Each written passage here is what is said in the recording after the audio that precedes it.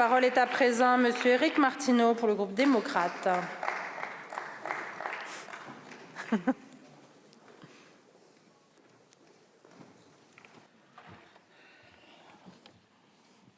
Merci Madame la Présidente. Attends, je vais boire un coup.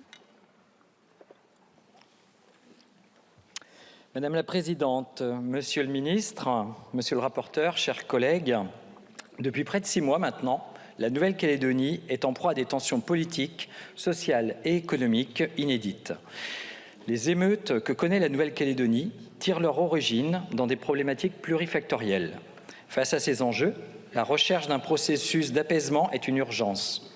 La reconstruction d'un avenir institutionnel stabilisé est une urgence. La recherche d'un destin commun est un impératif.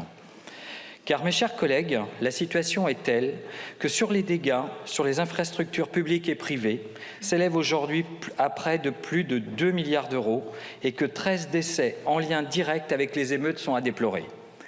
Le taux de chômage atteint des records et l'usine de la province Nord dans laquelle le nickel est exploité a fermé.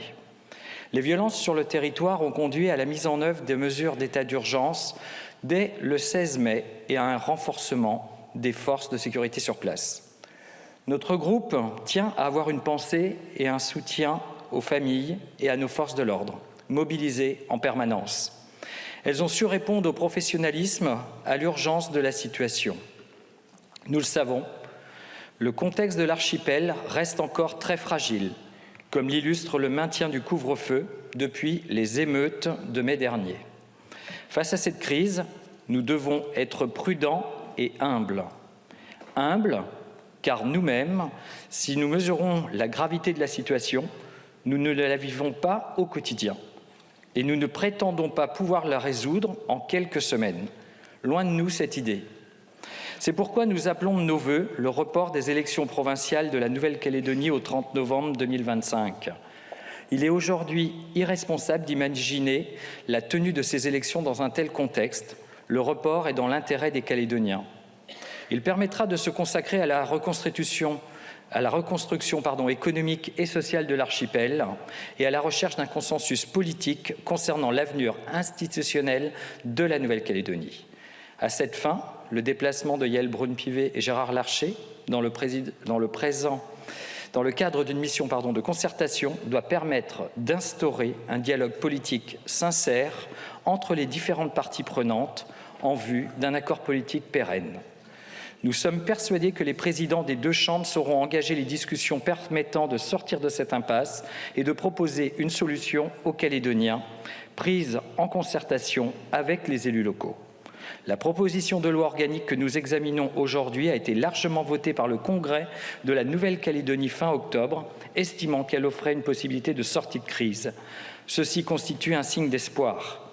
Examiné en commission des lois la semaine dernière, le texte a été adopté par la quasi-totalité des groupes politiques. Pour le groupe Les Démocrates, le report des élections provinciales est un préalable au chemin de l'apaisement. Nous considérons que les conditions sont réunies pour l'adoption de ce nouveau report au 30 novembre 2025 au plus tard. Le motif d'intérêt général est patent et la durée totale de prorogation des mandats, qui est de 18 mois au maximum à compter du 12 mai 2024, ne sera pas dépassée. Vous l'aurez compris, mes chers collègues, la disposition que nous votons aujourd'hui donnera davantage de temps aux parties prenantes pour arriver à une solution politique basée sur le dialogue et le respect. Au regard du climat économique et social encore très tendu et des multiples tensions, et constatant que le dispositif proposé satisfait aux exigences constitutionnelles, le groupe Les Démocrates votera en faveur de ce texte. Je vous remercie. Merci beaucoup, mon cher collègue. La parole est à présent à monsieur Giovanni William pour le groupe